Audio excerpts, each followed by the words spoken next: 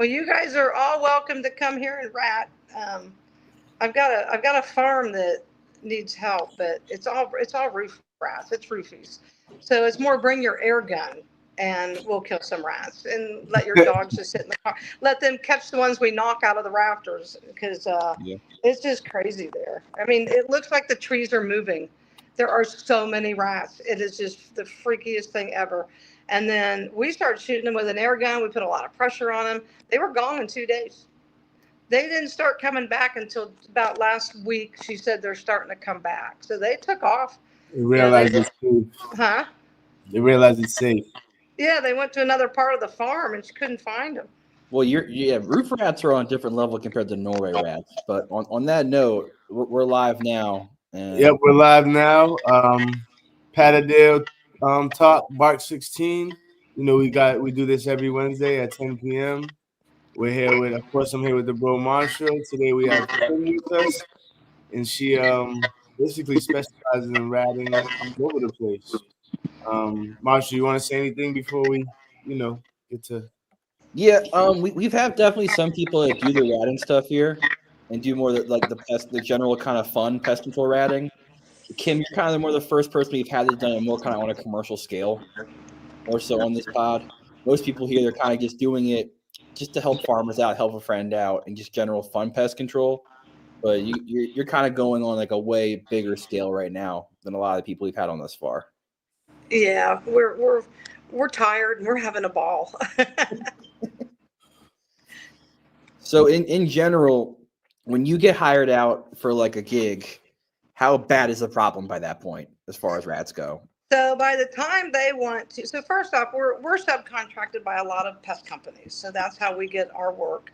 And with most major rodent jobs that you're getting paid for, you need to go in with a pest company because in most states you need a structural pest license, especially if it's going to be anywhere near a structure or in a structure. Burrows are really a gray line for Norway rats in most states. So we just usually call who's ever running the pest world in that state and get permission or find out what the laws are. By the time they get pest company in, it's usually really bad because, when somebody sees one or two rats, they don't worry about it, even though everybody's infestation level is at a different tolerance level. I mean, mine's lots and lots of fun rats. Yours might be two rats and the infestation is too much. So usually we have a high to moderate high to high infestation, meaning anywhere from 200 to 1,000 rats. Wow. And could you do without the dogs? Could I do it without the dogs? Yeah. No, I would say no, because first off, there's a formula that you can take and you can count the number of burrows you have, divide that by 3 because each family usually will take up 3 burrows. So you just divide the number of burrows by 3 and then an average times 8 because that's an average amount of litter that they'll have. That'll give you your infestation tolerance, give or take 100 on either way. So there's really a mathematical way of trying to figure out how many rats are in that particular area. We could not do it without our dogs because we move the rats out of the burrows with smoke. And once they get moved out of the burrows, then that's when the dogs chase them. If we can't use smoke, then we use ferrets. And we'll throw a ferret down in the burrow. And if they're not too fat and they can fit into that burrow, it takes a really small ferret. Then the ferrets will chase the rats out to the dogs. And the dogs will get them. We hand grab some of them. I compete with my husband a lot on who can catch the most rats. So he usually wins. So we'll hand grab rats and the dogs will get them. Oh yeah, I've definitely seen some crazy hand grabs. We had Joseph Carter come to DC and he did some pretty crazy DC rat hand grabs that I saw. Yep. He's able to just kind of spin them live on the tail and move them and then get to the back of that scruff like it's nothing. And they're still very much alive, very willing to bite. Yep. They're very much alive. And when they're coming out of the burrow and the smoke has kind of dazed them, if the dogs are too busy on one side, if you just come up behind them and grab them by the scruff like a cat, they just calm right down. Or when they come all the way out, you can grab them by the tail. He swings them so they won't swing back on him and bite him. Oh, yeah, because let's talk about the tail. Yeah, I learned that from Joseph. First time he told me to catch a rat, I was like, what? Now I love doing it. Yeah, I guess it's just like a muscle memory thing after a certain point. Then once you get your confidence up, it's just like you can keep going for it. But it is. I had some people who have done pretty well who've gotten also like touched by fire when it comes to doing that kind of stuff. Oh yeah, always wear your PPE. I mean, rodents do carry diseases, so we always have leather gloves on. Sometimes you can't get your hand in the burrow with the leather glove on, so you're going to go in. You just hope that the wrong end is not facing your hand.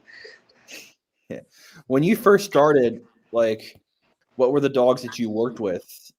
So I've always had Patterdales or Jack Russells, Golden Retrievers. We look at any high drive dog with high prey drive. I've got a Springer Spaniel that's an actual certified bed bug dog who will find a rat in a heartbeat. He hates them. He hates squirrels. He's just that high prey drive. So he has a very low tolerance to odor. So he's a good one to run like in grocery stores for rodent detection. So rodent detection and rodent abatement are two different sports, two different dogs, two different sports, two different jobs. And we keep it like that. But for abatement, I like the small dogs. They're quick, they're fast, they're close to the ground. For detection, I like a little leg-eared dog, a Springer, a Golden, a Spaniel, something like that. So for the detection, really, you're kind of just using a dog similar in the fashion to like a drug dog, where you're trying to. Yeah, we train them exactly like that. We train them on the bedding, the rodent urine, the rodent fecal, the bedding, because what your detection dogs are going to do is they're going to tell you where your company can mass trap. If you have an abatement, a little terrier in there, he's just worried about chasing that live rodent. He could care less where the poop is. He could care less where the fecal's at, the urine. No, he doesn't care. He just wants to know the live rat. So he's running around like a crackhead, and he's not giving us any information to give back to the pest company except you have a rat running around here, and they already know that. So we're trying to get back into those pallets, which is only about a 4-inch space, 30 feet long, and they've got to search those pallets for detection. And for abatement, it's nice to have those smaller dogs. They're quicker to the ground. They're a lot faster. They can get their heads and shoulders right in some of those holes. Yeah, no, I mean they'll try, for better or worse. A Pat will try to get stuck in those spots. They do. In general, like for your dogs, especially for your terriers, what age do you want to kind of start them as far as like dealing with that conflict of like working rats? To me, it really depends on the confidence level of the dog. But as a puppy, we're teaching them odor as a puppy. So I will have cages in the woods. I'll hang them in the trees. I will put tubes in the ground. We have fake burrows in the woods with just that black conduit, the drain pipe. And we'll throw a rat down in there. The dogs can't get to it, but they can run through the woods and they'll get the odor of it. And we'll let them fight with the tube, fight with the cage. I don't like a dog to take a bite until they're a year old. Yeah. That's just me, because I don't want to ruin a good dog. And emotionally, all the research says at a year they're emotionally developed, and they're still physically developing, but emotionally they have kind of reached that maturity level. So if they have a lot of confidence at a year, we'll let them take a bite. Do I let them take a bite from a wild rat? No. We're practicing at the house with domestics. They're not as fast. It teaches the dogs how to grab the rat without getting bit. Chip, my Patterdale, used to always grab him by the butt, and of course that rat's just going to come right back on his face. I mean, they want to live. So he now grabs him by the head or by the back of the neck, and he hasn't been bit for a very long time. So they have to learn how to grab that animal.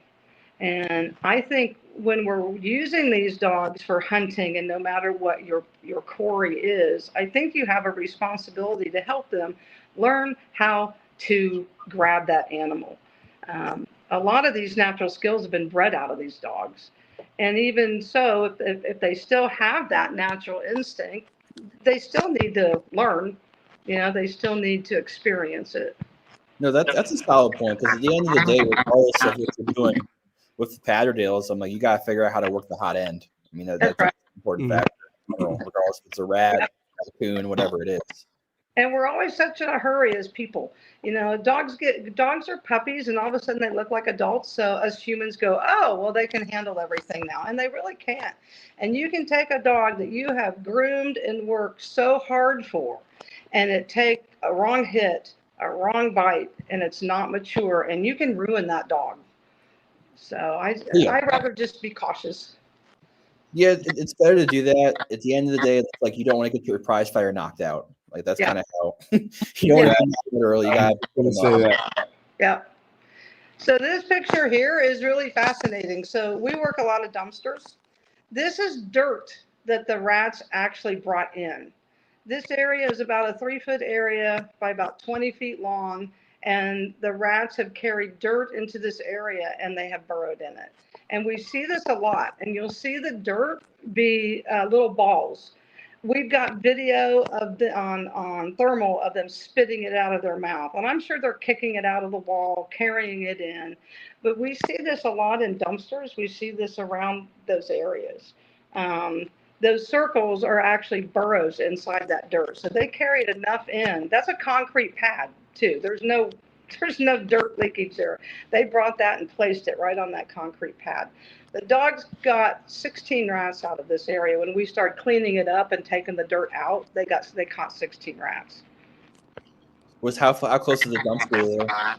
So the dumpster is on the left on this picture. That's a concrete wall on the left, and it's the pit for the dumpster. So just a few feet away. Yeah, that's what I figured. Because usually a lot of times in Maryland we see it like that, where they just kind of push dirt right in the corner alley to be right near it. And if you get into that dumpster area, they bring a lot of dirt in there, and they'll make burrows in that dirt, and they'll live under the dumpster, they'll live around the dumpster, and these people always want to have vegetation, and it's the stupidest thing I've ever seen because the rats use it. You know, they burrow under these holly bushes. Holly bushes create a beautiful little roof line because they're a very shallow bush, so it's creating a nice pathway and a roof for these rats. And these are all Norway rats, so they're all burrowers. Yeah, I mean they'll push through and make pretty deep little warrens and holes. Oh, I'm pulling up another pic now. We usually run 2 dogs at a time. We have 3 people, and all the dumpsters are always like by the main entrance road. So we usually run just 2 dogs at a time, and that way we can keep track of them. If the traffic's really bad during the beginning of the day, then we will run them on leash, so our dogs learn to run on and off leash. Something to us, it's really important. Our dogs know certain commands. Now, these are all burrows. So all those fluffy areas are burrows that they have dug out and lumped up the dirt.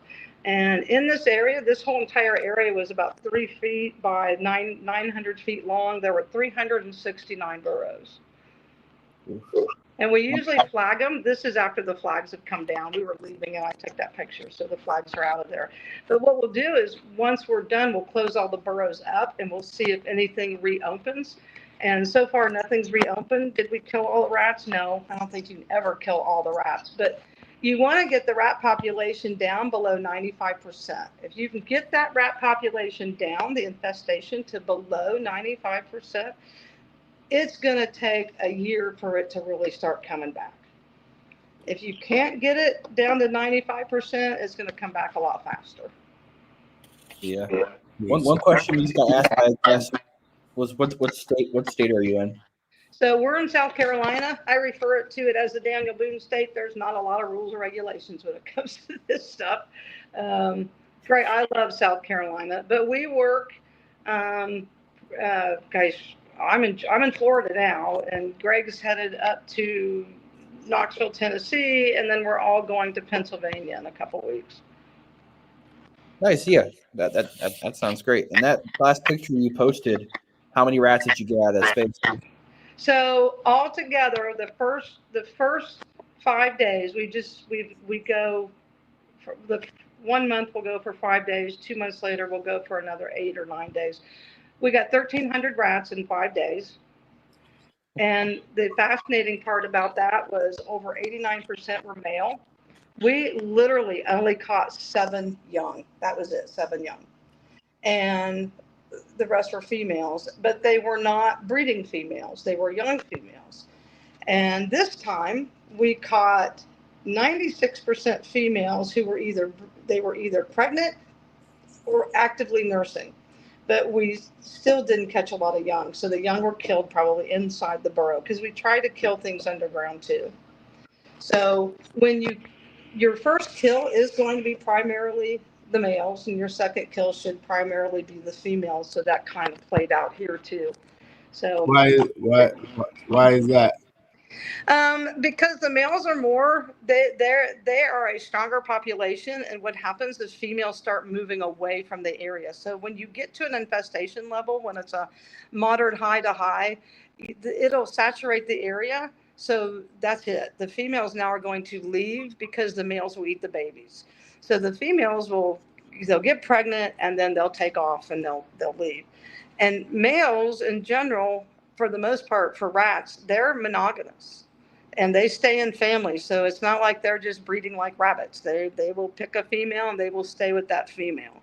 So they have a very strong family. Sometimes I feel really bad killing them because they're so smart, and they have a really close family tie. And the one male, one female, and that dominant male.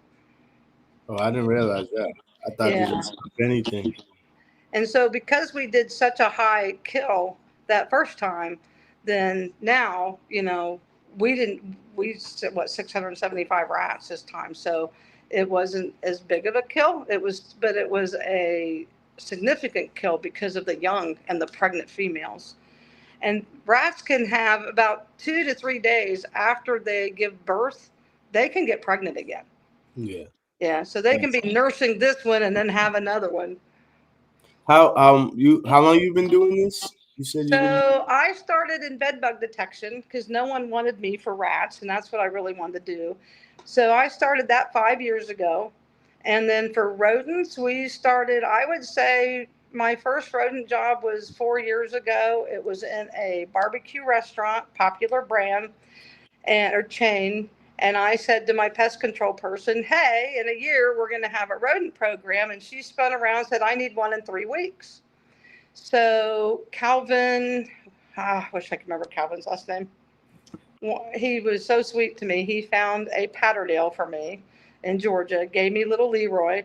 Leroy not only found the problem, solved a major infestation problem. He found a burrow outside in an azalea plant that they thought nothing of. And then he found a wall that was just, my God, the rats were already coming through the light socket they had chewed. And 3 months after that, when they finally said, we need to cut into that wall, there was an old pipe. Well, they ran a plumber's camera through his burrow, and that burrow went right into an old, rusty, old pipe. And the rats had chewed through that pipe, and they were using that pipe that no one knew about in the restaurant as a runway. So they ended up having to fumigate that restaurant. But and actually they did it again, I think. So we were just. What was your over the years? What was your best dog? Was it that Patterdale, another dog, or like your best dog that just? I get asked that a lot. Well, Leroy was so good because he was so calm and so patient and so patterned. He could stand and he would just watch burrows. And as soon as a rat would come from a burrow, that would be on his alert. He would just watch burrows. And you just let him go do his job. He just passed away of blood cancer. So he went blind with partial lens luxation, which runs in Patterdales. And he didn't have it. We tested him. He didn't have the genes for it. So they couldn't figure out why he had it. And about 2 months later, he got really sick and we diagnosed it. And it was a very weird blood cancer. And that's probably what did his eyes in. And he passed away in my arms 3 days ago. It was awful. Yeah, it was awful because he was so nice. And I don't know, they're all good. Personally, I like a dog that has drive, but wants to work with you. Has a drive to work with you and not just, but yet has what I call intelligent disobedience. If I say, come on, but he knows a rat's there, he needs to stay there and take care of that rat and not listen to me. And those are the types of dogs I kind of gravitate towards. So, I mean, they're all good for different reasons. Yeah, but what you're describing more so is a dog who's more methodical, who's going to be a team player as opposed to a freak on a leash. Yeah, exactly. We teach them words like, well, you've probably heard Joseph. We teach outside just means get away, because we use carbon dioxide and carbon monoxide. It is a gas going into a burrow. I don't want my dog's noses in that. So I'll be like outside, and they'll move way back, but they'll still watch that burrow. And then of course, leave it, drop it here, out, you know, move to the right, move to the left. So they're all catching on to those commands. So this was at an apartment complex, again, at the dumpster, and I couldn't begin to tell you how many rats were there. But I guess if we have someone in the live that feels dedicated, if you want to count this, we'll have it sit here for a while so someone can get they can do the dirty work I can for us. text Greg and go, how many rats was that? Chip got all those rats because that's Chip in his hands. He's a little black Patterdale. He was the only one we took that day because we weren't supposed to have that many rats. And he worked his little tail off and he got them. Now, you can't see it. You might be able to. Maybe I think they should be. Now, I bet we took them down. We put nets up. So we have a barrier around that area so the rats can't run away and they can't go to their, you know, we close down as many burrows as we can find outside the area so they can't get into them. But we also put a barrier, and we usually use nets, and that helps out a great deal. Definitely. Yeah, the that's probably helped a lot. We used to use a lot of cardboard in different spots because you were pretty much on the fly, looking at a lot of different areas. But I mean, even the nets for the groundhogs help a lot too. Like our friend Billy Houston gave us a nice net. I'm gonna be using that pretty soon. Oh, wonderful. So you use nets on groundhogs too? I haven't yet, but our last guest makes a custom net for groundhogs, so we're gonna try it out. I mean, having the alert here, I haven't had to use it, but we'll see. What kind of a net is it? It's just like a really strong. You have it? Do you have it, Ronald? On me? No. No, I mean I could go grab it. I was just curious if you had it convenient, but it's kind of like a really strong kind of like fish net. Okay. Yeah, and one of our buddies makes them. He sent us a few. But yeah,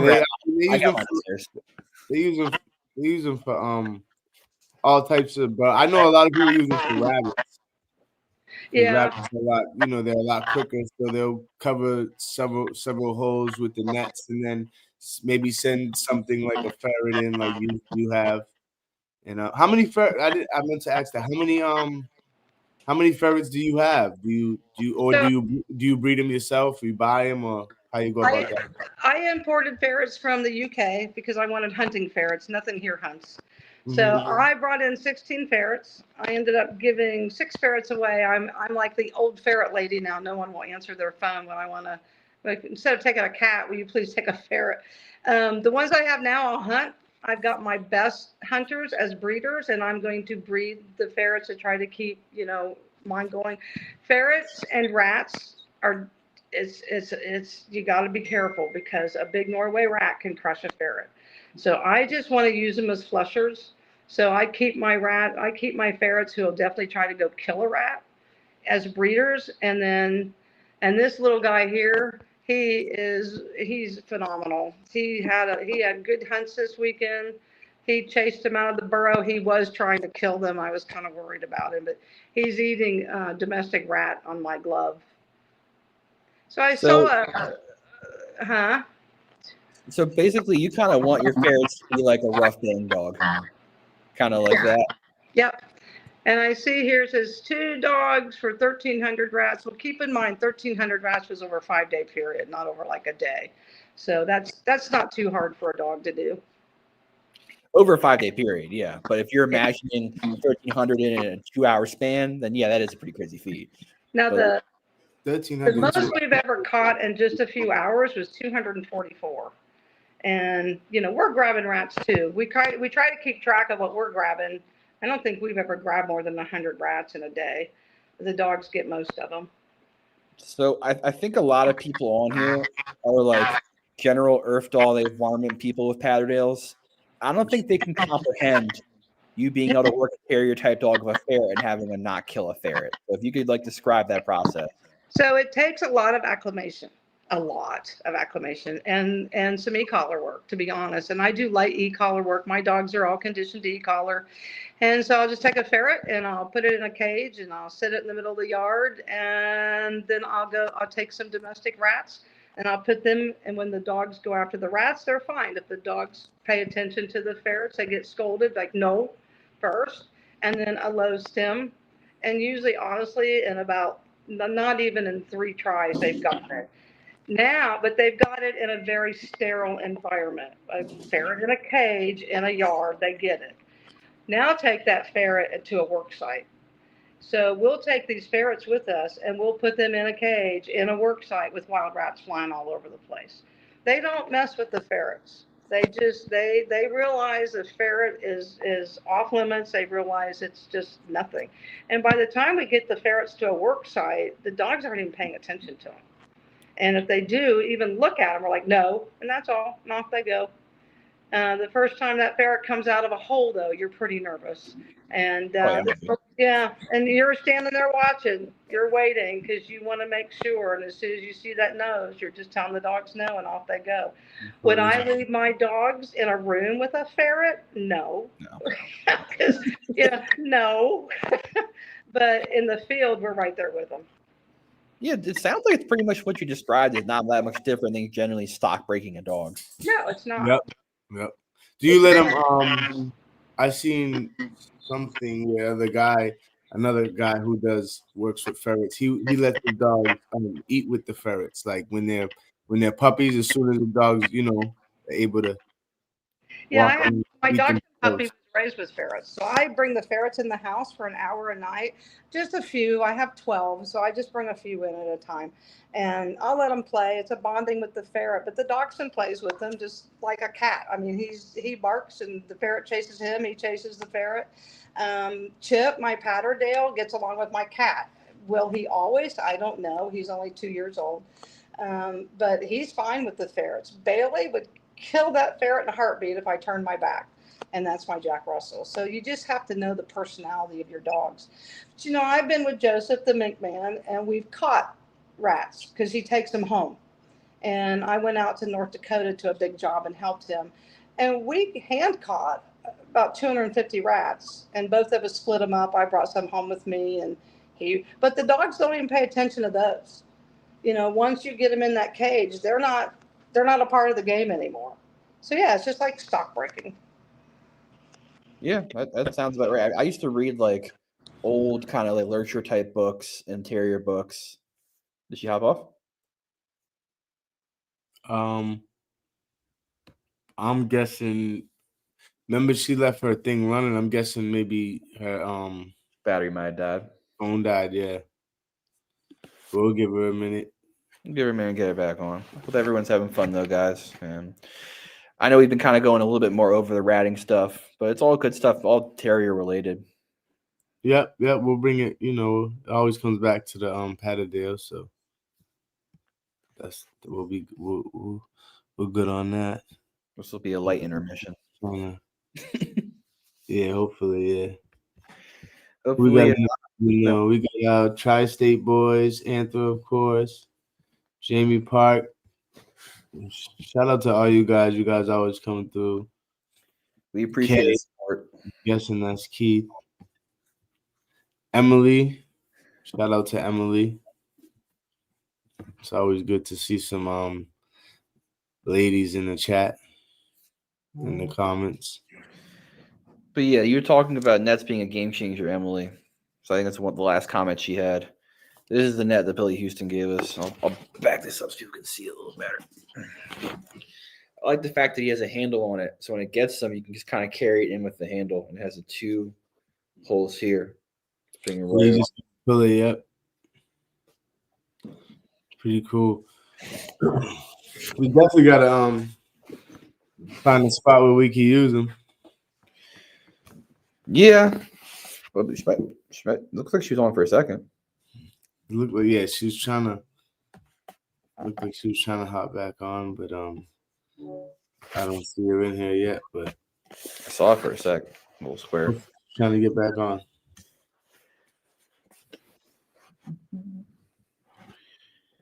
But yeah, guys. We're supposed to. Hopefully, I could get out Saturday. Yeah, I think you might get rained out, man. But yeah, I know. I'm trying to see as far as like the time, because if it's like afternoon or midday, I'll just get out there real early. 6 a.m. type shit. No, that state land looked nice. Definitely worth it. Saturday, I'm getting my chicken. Oh, here we are. We're back. I'm back. You getting the chicken coop, right? Yep, I get my chicken coop set up Saturday. Yes. You're gonna run chickens? Yeah, I'm trying to be a little more self-sufficient. I mean, moving up to Mass, I managed to get myself a nice little space of land, so I can finally do that. And also that way, I don't gotta go too far back to hunt stuff. They'll come closer to me now that I got chickens. Nice. Are you gonna think? You're gonna hit up Peter and get a Pyrenees because you got some nice sized coyotes where you're at. Yeah, no, I don't need Pyrenees right now. I mean, they're really cool dogs. I love the Peters that Peter has. Nah, I'm just messing with you, bro. I know you got a lot of things going on. I want things to come in close, not go away. That Peter will keep everything away. Yeah, you got a lot of things coming on. But yeah, do you want to show she wasn't with us when you showed the net? I wasn't. I got cut off. So yeah. I got my full net here. Billy made this real nice because it's like a handle to the side of it. So when it catches something, you can pull up the handle and get him really well.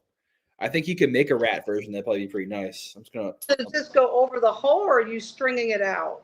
It goes right over the hole. It's like a purse net. It's exactly like a purse net, and it has like almost like a kite-like handle. You can just like pull and get him in. Yeah, which is awesome because he put a put it over the hole. Once something is in there, you just pull that and it tightens up. That rocks. I think the ground is just gonna hop in and tighten it up itself mostly. Honestly. Yeah, definitely. I tried to use a purse net for rats and they went right through it. It was just too big. Yeah, it would take a really, really, really small holes to kind of hold rats in those type of nets. So for you, with like for me, what I've noticed with the ratting stuff is that like having a variety of size dogs kind of always helped me out. Yeah. Is the same thing kind of apply to you, or you kind of prefer sticking with the terriers or sticking with? It doesn't. Because I'm doing more urban work. Yeah. So I have that lurcher. He doesn't.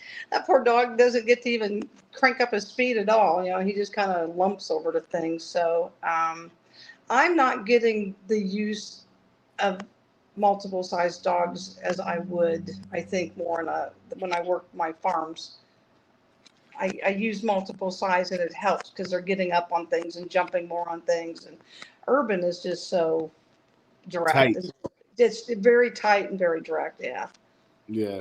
Makes sense. I mean, on the farm, obviously there's more room for any dog or a lurcher to get loose. Yeah, I mean, they got to learn the game, but once they learn the game, they're good. Like, it took Henry a while to get comfortable in the city working in tight space, but once he did, he started figuring out where all the exits and spots were. Yo, and Henry, are you hunting raccoons? What are you hunting when you hunt the farm? You talking about working farms? Yeah. Oh, when we're working farms and doing earthwork and stuff in general, I actually probably have done more general like urban ratting than I have actually done anything in farms. Okay. Just because this is what I had close to me. We got our original purpose dogs. He counted 150. RJ from Purpose Dogs is also a good friend of mine. He does a lot of the ratting stuff too in the city. So he counted 150 in the comment. Sorry about the comment, bro. Got in the way. You thought about the last picture. Yeah. But that picture? Yeah, he counted it. That's awesome. Thank you. Yeah. Right here. Now that's a day and a half of ratting. RJ, you get 2% off any PTC hat when you start. Congrats. And when we start normally at 10 in the morning, and then we stop at 2 in the morning. And we're taking lunch and dinner.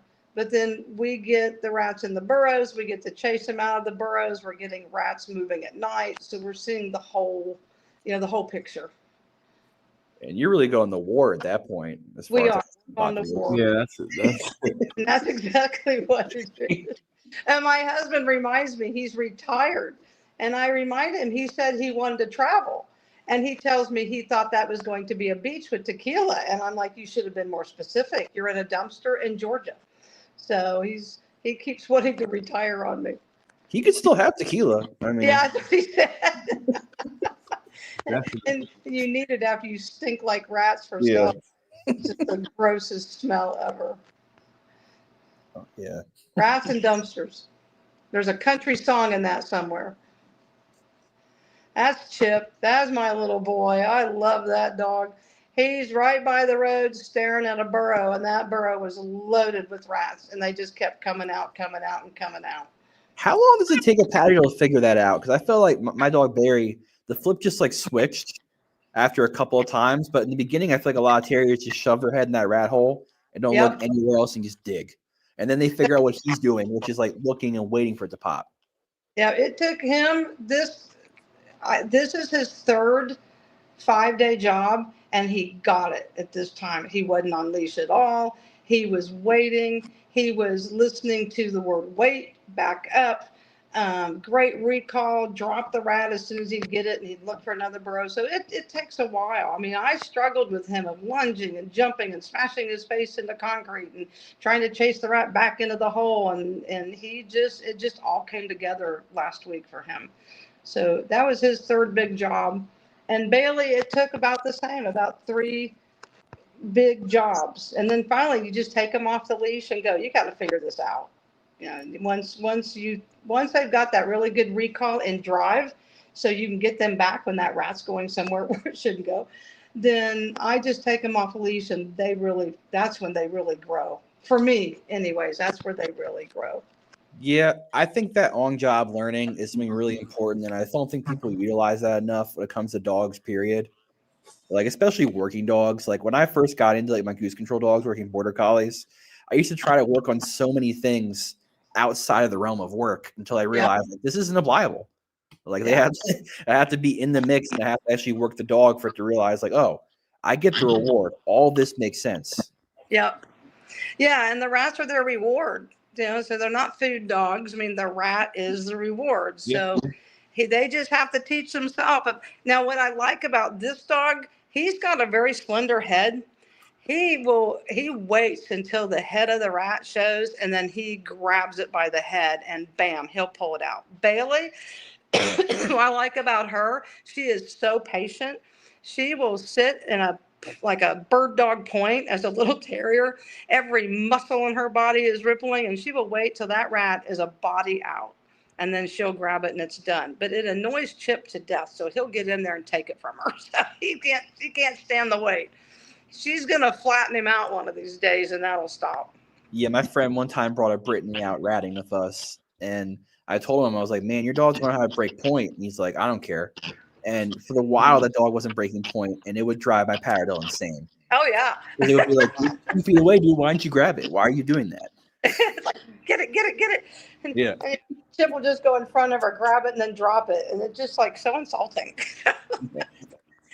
But those are my 2 go-to dogs, and everybody else is kind of learning. But, I get stuck because I get in a rut of, well, I trust these dogs. I like these dogs. They're easy. So I work them a lot. And then I should have worked that puppy. So I really need to focus on working a young dog with an older dog more than what I do. So I realized that about myself this week, and that poor lurcher didn't get any work because he's such a pain in the butt. I like him a lot, but he doesn't listen for anything. So that's my fault. Yeah, I think learning from the older gen just saves you time, and also helps like retain and keep good habits. Yep. No, you're right. Like, there's wild animals that learn and pass on traits from just little things like that continue to pass by. Definitely. So I think what we're going to do from now on is work. And Bailey and Chip just get along so well. And, sometimes it's really hard for these terriers to cohabitate when they're in drive. And I just never have any issue with them yet. Bailey's 6 and Chip is 3, so that might be why. She's a little more dominant. Yeah, it can kind of vary, and it can be cool for a while, and then kind of hit the fan. And then there's some that can just kind of have that working relationship, and that's all they got. And there's nothing wrong with that for some dogs, honestly. That's right. So I run in abatement. I run a Jack Russell, what was 2 Patterdales. Leroy just passed away. And I've got a lurcher. I've got a really nice hybrid, or mix, whatever you want to call it. It's a blackmouth cur, Jag, and Patterdale, and she is really sweet. And then I've got a Hyde Terrier, which I just love, and I just got another one. Can you tell people on here what are Hyde Terriers? Because I think a lot of people probably wouldn't even know. So what are they? It's an Airedale cross. It's an Airedale Jag cross, correct? My understanding is Airedale, Jag, and Patterdale. Bull Terrier. Bull Terrier, yeah. Okay. And we might get correct on here because we have a couple of dog connoisseurs usually end up watching on the chat who will catch us. They need to correct us on that because I'm learning a lot about them. And Josh Neff breeds them and offered me this puppy, and I just loved her. And what I like about them is they are just as drivey, just as, oh my God, prey-driven, insane, just like a Patterdale, but very thoughtful about it. They think a little more. They're not as reactive. It's like they plan it out and they just problem solve a little faster. And she's only 6 months old. She's not taken any bites yet. I don't want to ruin her. Although I think she could do it. But I'm just like, no, I'm going to let her mature a little more. But she'll find every rat I put out there.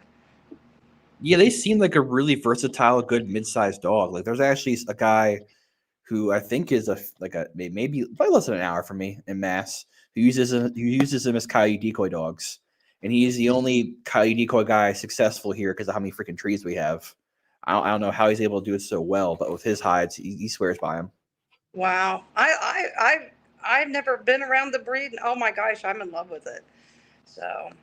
Yeah, it's a perfect little mid. That size is great too. It's a perfect little mid size for you. What's that next question from Dapper that we got, Woods? From last question. Dapper? Yep. What kind of medication routine do you use to keep the dogs healthy from a long week for ratting? Okay, so great question. It's a great question. And as we know, rats and mice do have a lot of diseases. Just in their urine alone, the mice have a protein that it's almost like a peanut type of allergy, and it's airborne. So just everything goes wrong with these guys. We do all the regular vaccines. I don't like to over-vaccinate my dogs, but for my rodent dogs, I'm very tedious about it. We do a lepto booster, so we make sure they have their lepto boosters. Once we are done, they get decontaminated. So we have an antimicrobacterial shampoo that we use on them, and they're getting bathed before we even leave the site. When we work at these motel or apartments, they always give us an apartment to charge our batteries. It's like no one's living there, so we get to use it. We got water, bathroom, and we can charge, and those dogs go right into the tub before we even go back to the hotel. And then once we get to the hotel, we bathe them again. So they're decontaminated. That's about all I know we can do. I'd love to hear if anyone else has any other advice from their veterinarians or know of any. You bathe twice in a night? What's that? Do you bathe twice in a night? We bathe twice. Yeah, because we're bathing in an apartment. It's kind of hard sometimes to get all of it off of them. And so we bathe 2 times, and both times with the antibacterial. Now, if they get bit for any reason, then we're using iodine and we're using a medication that the vets give us. So we get them right on that right away. We have eye wash. We have everything there if we need to rinse out eyes, rinse out mouths, fix pads, fix feet. If they get a cut on their feet, they're done. There's so much disease there in the rat droppings and the fecal and the urine that's been going on for months, possibly years. If they get a pad injury that something could get into quickly, they're done. If they get bit in the face, they're done. I'm more worried about disease entering it through all the dirt and contamination of the dumpster that's there. You know, I mean, at the end of the day, when it comes to like foot conditioning and pad stuff, I tell people a lot of time it's no joke. Like when people come to me first off to come ratting with me in the city, I always ask, like, do you walk your dog? And most people will be like, oh yeah, I walk my dog. And I'm like around the block, or do you like walk your dog? Right. You're gonna find out pretty soon if you have or haven't walked your dog. And I think that's right. If you condition your dog, the pads are conditioned too. Yeah.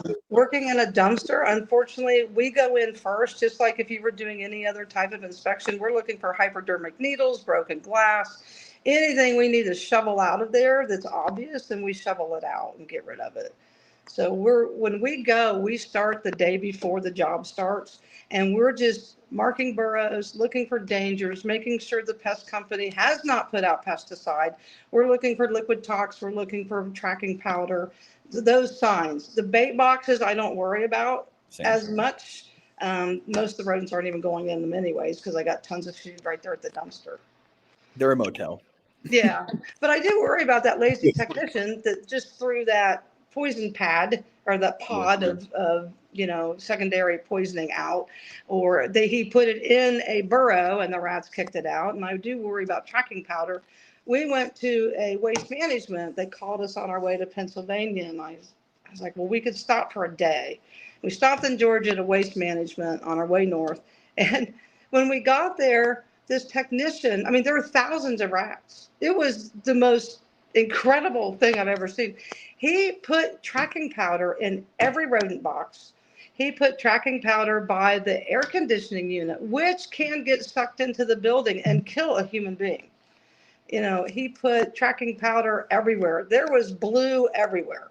So we couldn't even get the dogs out of the car.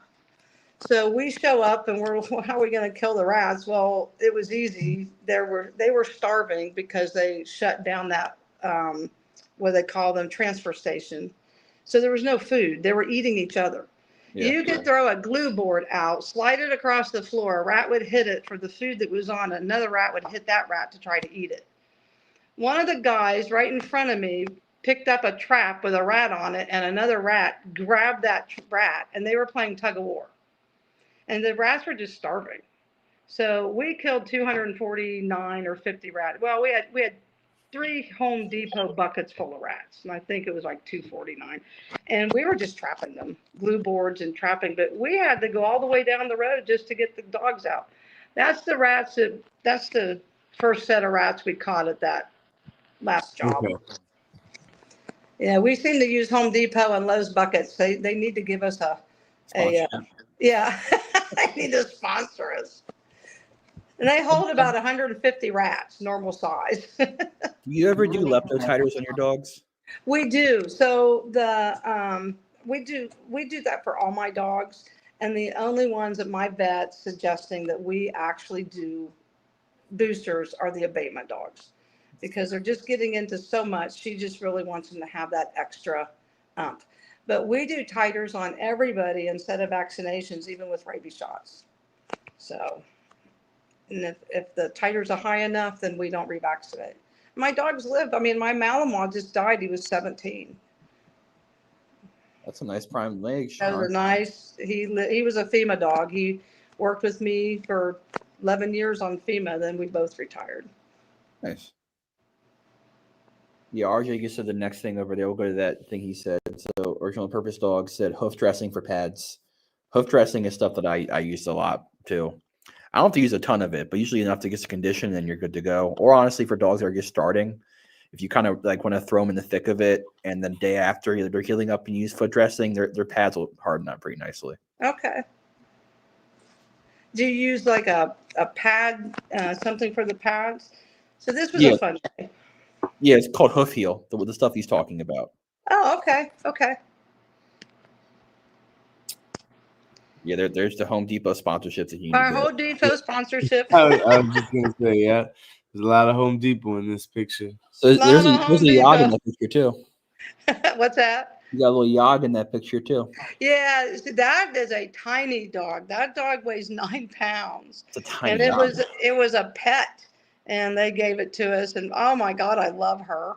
Her name's Havoc, and then Greg's got Chip, and I got Bailey. How out of the breeds that you have, I guess it's kind of hard to pick favorites, but like you've gotten your hands kind of on a good variety of terriers. What's kind of your personal preference? And you can say whatever one you want. We're just biased. Don't worry about us.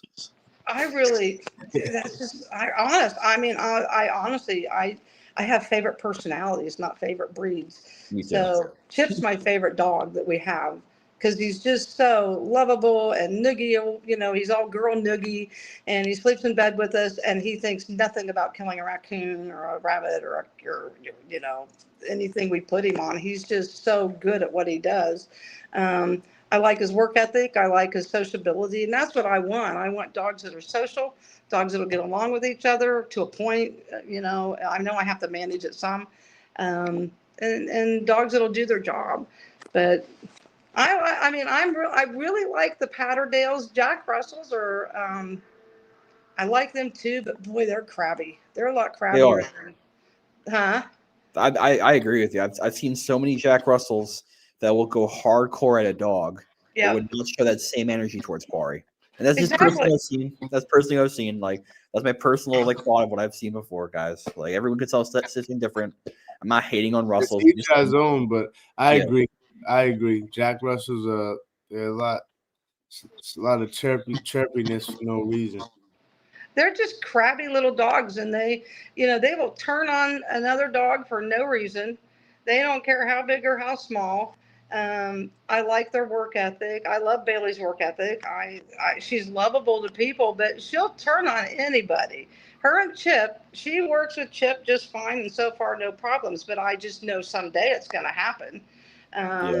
So Patterdales to me are a little more stable emotionally, a little more stable. Maybe not all, but the ones I've experienced have just been wonderful. So I think between Patterdales and Jacks, I like Patterdales better.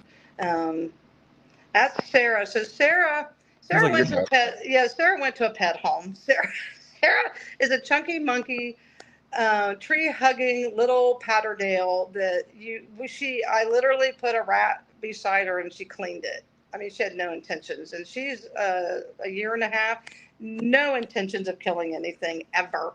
So she went to my mom, who just lost her little dog and really likes Sarah, and she's 80 years old, and Sarah's a perfect little dog for her. So if she ever picks up her drive again, I'll bring her home. But she's just never had it. Not all of them are built like that.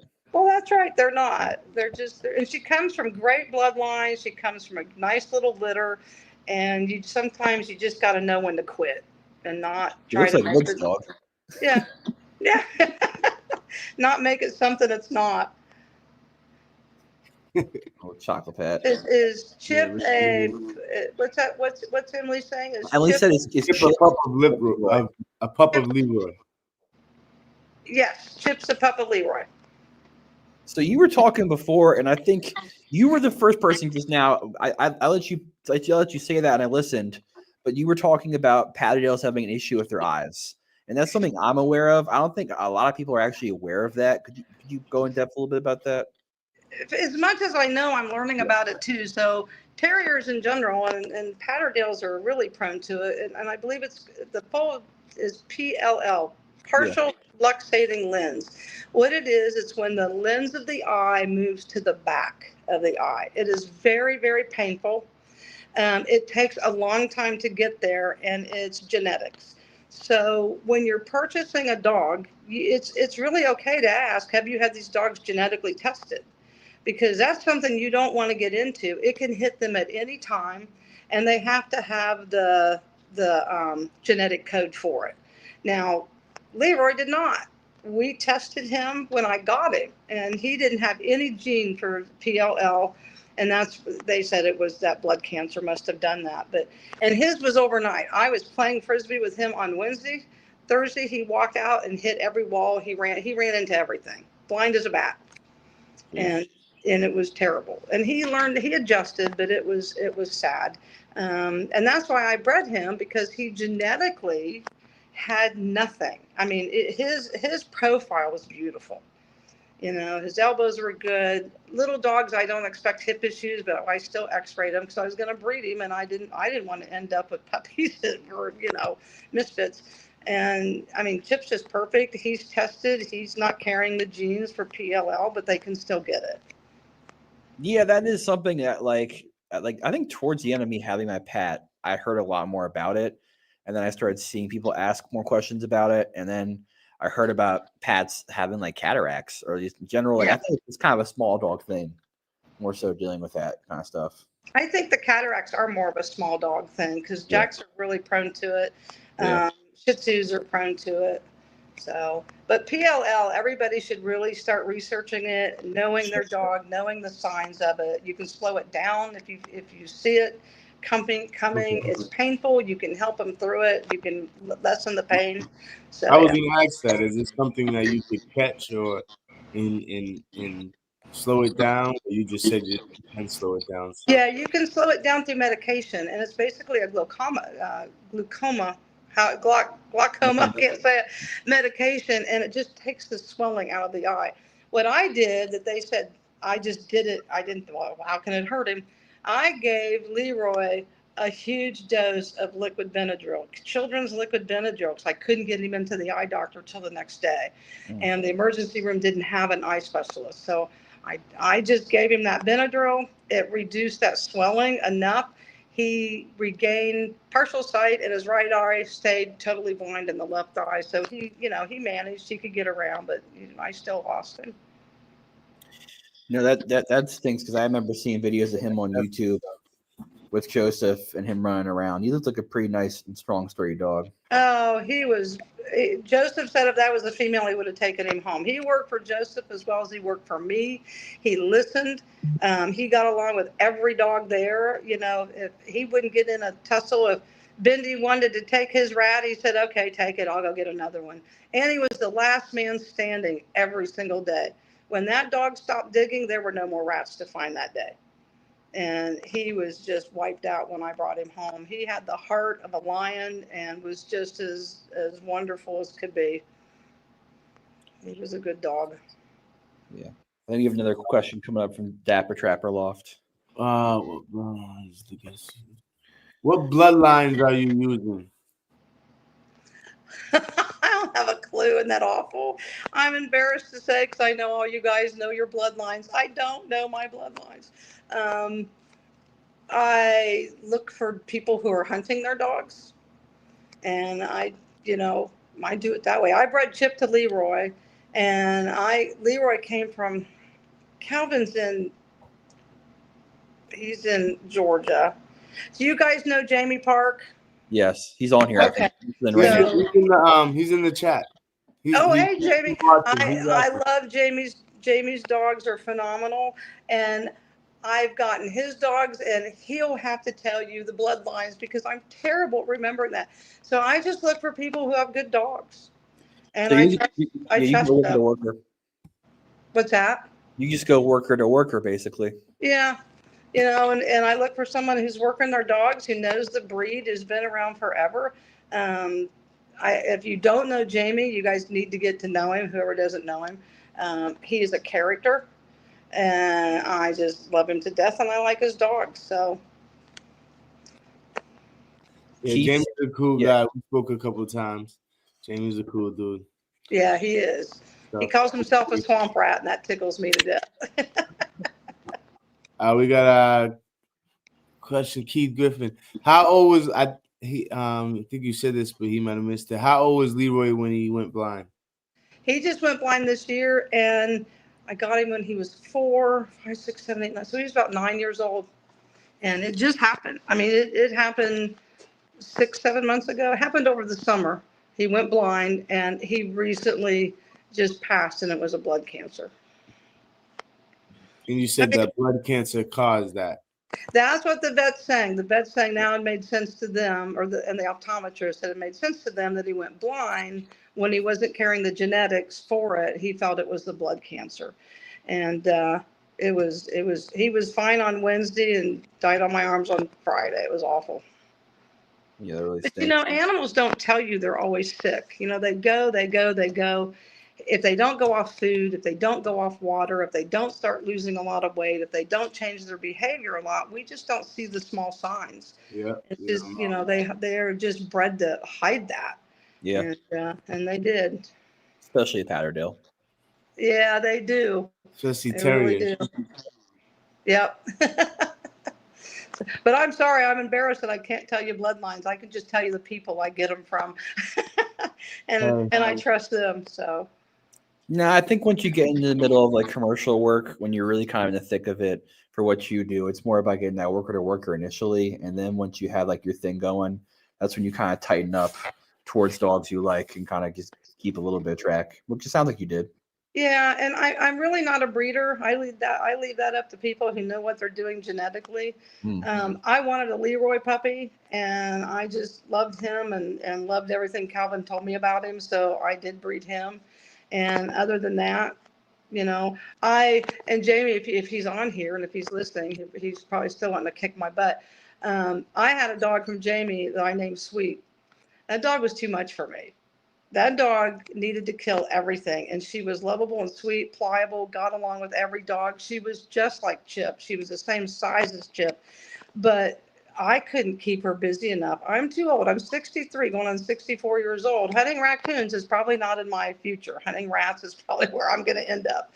So she needed to do the raccoons. She needed to get on these bigger things, and Joseph introduced me to some guys, and they took her. And it was a loan until it became very apparent that they needed to keep her. They hunt her on everything. That dog is amazing. She was amazing when I had her. I mean, I got her started on raccoons, and she was on rabbits, and she was on she would hit. I couldn't take her out without a dig collar on her anywhere, because if there was a burrow, she was going to try to go down it. And she went down some groundhog holes, and thank God we had a collar on her. She just needed to be busier. So, because she was starting to be aggressive towards my other dogs, because she just wasn't busy enough. No. And and so she started taking it out on other dogs and costing big vet bills and costing herself getting injured. So it was time, and I had made that decision, and they hunt her every day, and they love her. And so, and Jamie can jump in and tell you what bloodline she was from, but she was amazing, amazing.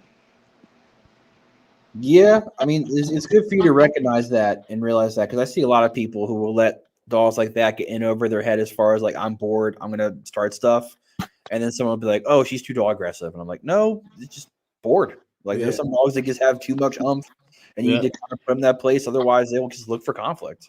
Well, and you're totally right. And it was it was not an easy decision, but it wasn't the dog's fault. I was too old. Yeah. And it was my fault and where I was going to head with it. And I was trying to make her something she wasn't. I was trying to make her just a rat dog. And we just wasn't keeping her busy enough. I think it's just as bad, like you say, Marshall, to keep something and turn it dog aggressive, turn it into a different dog than that it was bred to be, or would have been if it was in the right environment. She's in the right environment, but it wasn't an easy decision. Yeah, it never is, but sometimes you gotta do the best for the dogs. Yeah. And if I was 30 years old, I would have kept her. For sure. Yeah. That's cool. That's cool. And if anybody, I just want to bring up, if anybody wants to get into this, like we're doing it, we're pretty full time at it. Start reaching out to your pest companies. Let them know what you have, because you really need to work with a pest company. And there's plenty of work. There is plenty of work for everybody. And you guys can all hit me up if you want to go out with us when we go on a job. Happy to subcontract you out. I have no reason to think that, working for pest companies can be political, and you've got to do things probably a little different than you do when you're out on your own. We do. But everybody here would be fine. Yeah, I mean, we've managed to kind of build a nice little community here on this podcast when it comes to people who like dogs and are very like-minded. So it's been nice. Well, I saw something a little bit ago. Someone asked about social media. So I started just a fun little, it's called South Coastal Ratting Facebook. So go ahead and friend me, and I'll get you on there, and feel free to put your stuff up on there. And if you got something going on, and our website is ucpaws.com. It's the name of the company is really long. It's what is it? It's Urban Canine Pest and Wildlife Solutions. So we just ucpaws.com, and it'll pop up. You can see some of our dogs and some video, and but I really encourage all of you tonight to take your passion and take it to the pest company world. Reach out to people to help. We do farms and stuff like that for free because we use them for training. You know, so people with farming or any of the community will do for free. There's a lot of money, guys, in pest control with rodents. So jump in, help me out. I think a good example from this point would be showing that video of that dog searching. I got you. This is Chip, and he's in a 1 million square foot warehouse, and you can tell he's on odor. See how his nose is going up? He just can't pinpoint it. We ended up finding mice nests right there in that video. That's a 4-inch space. These pallet lines are about 4 inches wide, and they're about 30 to 60 feet long. And they go down one and they come up the other, and they go down one and they come up the other. So they have to learn to pattern quite well. But right in that area where he was standing up and his nose was going all over the place, he just couldn't pinpoint it with the drafts there. But we had him pull those pallets out, and there was a ton of fecal, and they dissected a pallet in that area, and then they found the mice. Yeah, that's crazy. But it was definitely good that, like you said, that like if you have that passion, you have that interest, like you said before, like you just have to kind of get out there and gain that experience. I think sometimes people get a little too excited when they see this stuff, and they get a Patterdale, they get a Terrier, and they're just like, I'm just going to wing this. And I don't think it always works out the best unless you have someone like yourself or have someone similar where you can kind of learn that skill and learn the dogs. Well, and Calvin from Georgia, I wish I could remember Calvin's last name. He started me. He was so kind, and I reached out to him. I need a dog. I don't know you. He found me Leroy. He was perfect for me. He was a perfect dog. Calvin introduced me to Jamie, and Jamie Parkstown, Florida, and Jamie's been an excellent mentor to me too. So, and and Marshall, you've given me excellent advice and stuff. So it takes a community to keep us all going. And instead of having competition, we should all be helping each other put the best dogs we can out there, because we reflect on each other. 100%. We're always reflecting, so we should always be a mentor to somebody. Yeah, and at the end of the day, like it's just, what are you gonna say, Ronald? Oops, I can't hear him. I can't hear him either. That's exactly what we're trying to do here. Build a community, positive vibes, learn from each other and help each other out, and, have fun with it while we do it. That's right. And that's wonderful. And we need more and more of that, because the animal community in general can get a little nasty sometimes, and a little backbiting and backstabbing. And we just need to walk away from that. And, my dog's better than yours, or mine this or that, and blah, blah, blah, blah, blah. So it's us against the rodents, not us against each other. That's right. That's right. And if any of you want to come lay in a trash dumpster with me, well, then you've got a job. Yeah. Well, a couple people said they'll be reaching out. Original Purpose Dogs. RJ will reach out. Yeah. Very nice. I'll definitely be contacting you myself. But so yeah. Yeah, and then if you guys let me know what areas you're in, I can try to find out who would be a good pest person in that area to call. One of the things, just to quickly, this will probably bore everybody, but to get into the pest world, you need to have your liability insurance, your COI, all that intact, workers' comp, liability insurance. It is not expensive, considering what you will make. And I wouldn't even do workman's comp until they ask for it, but you definitely need liability. There's a national wildlife organization that will provide that to you very cheap. And, for $1 million worth of liability insurance. And honestly, you might want to have that anyways. We don't think about insurance until somebody wants to sue you because your dog did something silly. Your dog barked at them, or your dog did this, or your dog did that, or it destroyed this or that. So, even if you're just out there hunting, you might consider some type of a protection or insurance or a balloon insurance or something. We have it on our dogs and we have it on our business. No, that does make a lot of sense. Honestly, it's just at the end of the day, like cover your ass, cover your assets. Like that's just how it rolls. That's exactly right. Yeah, we could guess do that. everyone's getting excited from your invite now. They're gonna have a whole. Yeah. Yeah, be careful. You're gonna fill a whole warehouse of people.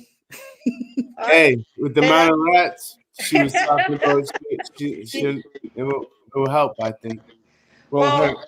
Maybe you guys can find a rat job. We'll just come up there and we'll all start working together and build. We got in Boston. There's rat jobs in Boston. Yeah. Oh, that's what we ought to do is come on up to Boston. I was asked about New York, and I'm thinking about New York, but New York. How successful it'll be. Yeah, I mean, New York rats are always gonna run New York, but yeah, if you wanna find a million rats easy, New York's the spot. Things that are great to finding rats would be chicken farms, pig farms, pheasant farms, and especially pheasant and quail farms when they get rid of the pheasants and quail at the end of the season to go into their pens.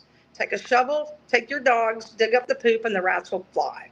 And you just dig up the fecal and all the stuff that they've pounded to the ground like concrete, and the rats live under that in their burrows. So that's a great place for everybody to start, and they pay. Set your day rate. They pay. You can get paid for your hobby, and you are doing a great service, and just make sure that your dogs are good ambassadors for the sport that we do, for the careers that we do. Leave the asshole at home. I leave my jerk at home, not my husband, my dog. So this Dapper Trapper Loft just said, what would you say the startup cost would be for a business you described? So if you're going to, these dogs we train on our own. So insurance, if you're going to do social media, all your printed material, your social media, your liability insurance, your workers' comp, you could probably start well under $5,000. And that's if you already have your dogs. Yeah, because in general, I guess you don't really need like a brick and mortar like building for that kind of business. And these dogs here, many people keep them in their house. So if you have your own dog, I have a kennel because we've got 18 dogs. So we have an indoor-outdoor kennel. And you guys are all welcome to come down and shoot roof rats. We're going to go to a roof rat job, and it's not a dog event. We're going to be shooting them out trees, I'm sure. But I would say under $5,000, that's going to cover your workers' comp, your liability, your marketing, your contracts. Make sure you have a lawyer do a contract. Don't do anything without a contract and a purchase order number when you're working for pest companies or anyone else. You're a professional, and that's how you need to, charge professional rates. How many dogs do you think you would need also to start up with that? Because you said you have 17, but like, could you get away with like 5? I think if you started with 2, that is a good number because, you've got to learn to manage 2 dogs in a very busy environment, very hectic environment with lots of dangers around, rats flying everywhere, traffic, people, depending on, obviously where you're hunting. 2, we run 2 all the time, and we do quite well, but put your barriers up. Don't just give rats a free run where they can run down the hill and jump into the next burrow. Yep. So do your prep work for your job site, just like you would for any other job, and set your dogs up for success. Yeah, the reason I said 4 is because I just always think about like if you're running the one pair and one dog gets injured. Like, yeah. I see what you're saying. Yes, that's why we have 18 dogs. So we have 5 bed bug dogs, and then we have 6 rodent dogs, and we run them in pairs. But we'll run 2 at a time. And we take all of them to the job site with us. If somebody's sick, someone doesn't feel well, somebody gets hurt, you're rotating out, someone gets tired, hot. Perfect. Yeah, I see what you're saying, Marshall. You're right. So Keith just made a funny post, but I'm going to double down on that. So he said, you need pit bulls for New York rats. But in general, For you, for Norway rats, do you see a difference in size versus what city you're in? Like, is that just like a goofy thing people always say? Because people are always going to say like, "Oh, New York, oh, Chicago, the biggest rats." But like, I feel like it's just all the same, right? Well, they're pretty much all the same if they're well fed. So Bobby Kerrigan, who is the rat guru, international and national, I'm in a conference of his this week, and I'm down here now in Florida, and he's trying to find a rat over 2 pounds. And he's got a $500 check in his wallet for anybody that can give him a rat over 2 pounds. And I had one. Oh my God, 2.9 pounds. I had it 6 months ago. I was close. I had a, more than a pound and a half. I had a fish scale because DC was giving $200 for 2 pound rats. So and man, they're huge. You can find them in New York. Yeah, they are gigantic. This thing was as tall. Oh my God, he was scary. We couldn't catch him in a trap. We finally got him in a burrow, and he had a big white patch on the side of his head. He was dominant male. He was gigantic. So yeah, but no, I don't think the rats are any bigger than New York than here. I think when they're fed well, their coats are gorgeous. They're a pretty animal when they're fed well and they're not poisoned.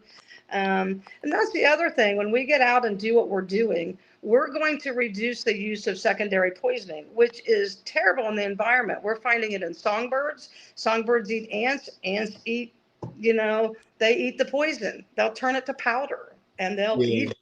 And now the songbirds come along and they eat the poison. So we're finding secondary rodenticide affecting songbirds, which affects nesting and breeding, all the way from shorebirds, songbirds, to obviously bobcats and the higher mammals, predators. So reducing the use of secondary poisoning is smart. It's environmentally smart for us. So by using dogs, and that's why we started the rodent program, our pest control will not put out poisoning until we're done with the dogs. There'll be bait boxes. I don't even count that as poison. There'll be bait boxes, which the rodents don't even use. We're not to cut you off. Me and Marshall, we're in Massachusetts, and there's cities out here where you can't use. People still do it, of course, but there's cities where it's illegal to use poison. And that's wonderful. I mean, there are so many ways to kill a rodent and not use poison. There's so many ways to trap them and to trap them out. You can fumigate. That's very expensive. A fumigating one is very, very expensive. So, but yeah, I'm really tickled to be a part of this group. And I'm young and I'm new at this, so I can use some good mentors too.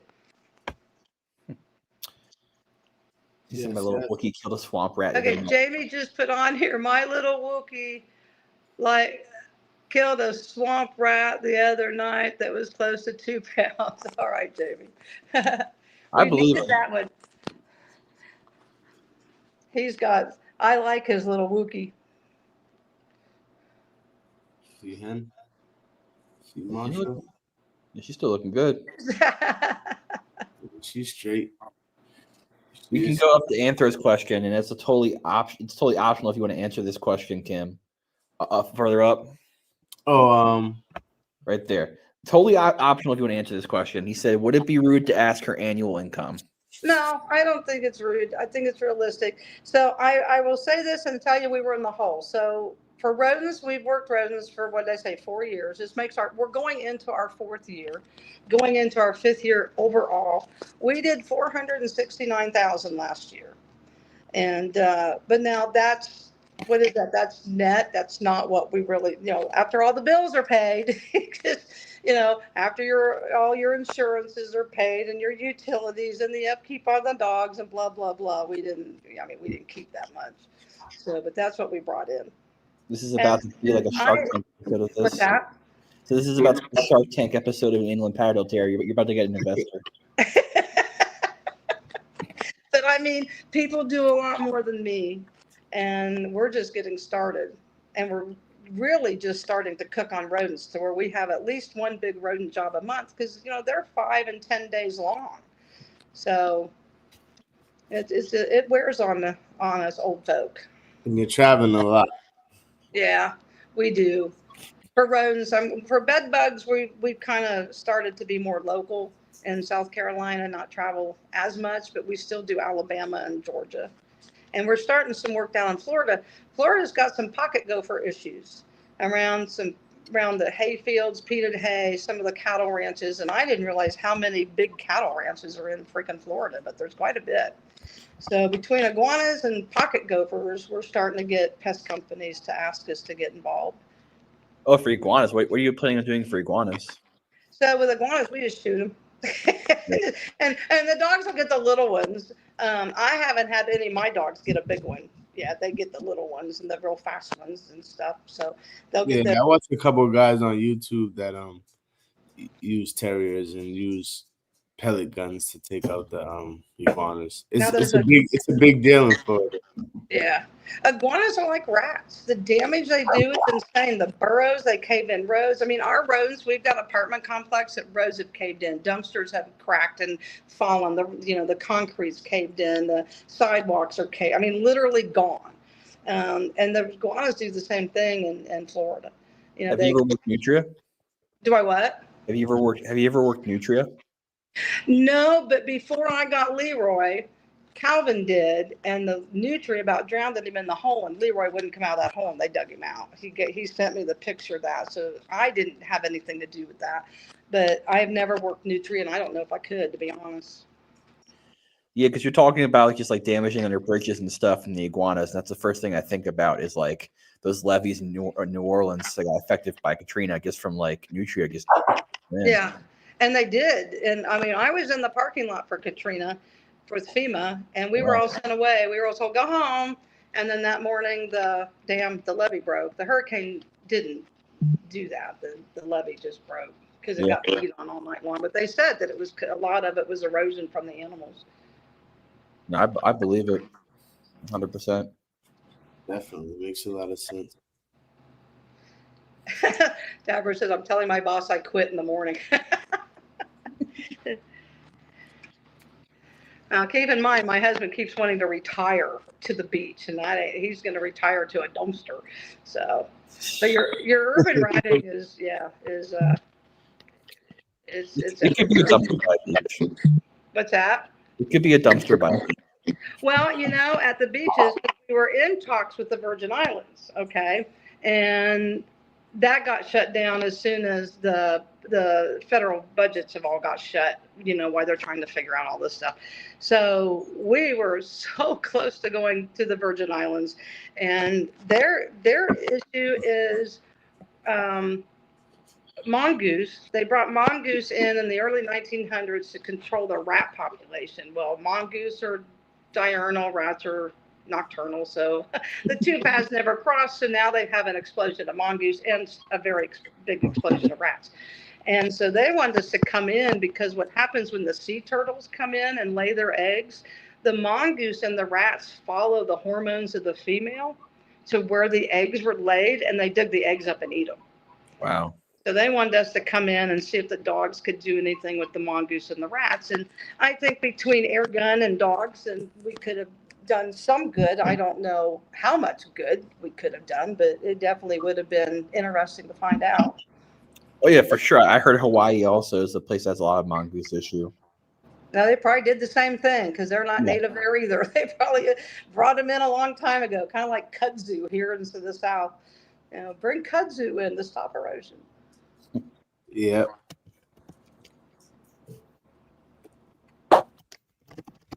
Well, you guys have been wonderful. Thank you so much. No, we appreciate you. And I certainly don't mind answering any questions, or I've made so many mistakes with this. I'd be more than happy to share all of those with everybody. I have my corner of shame with all my things that didn't work is in my Kim's corner of shame. What's the weirdest injury a dog has gotten on a ratting job? What about a dog on a ratting job? What's the weirdest injury a dog has gotten on a ratting job? The weirdest? Just the out-of-pocket injury.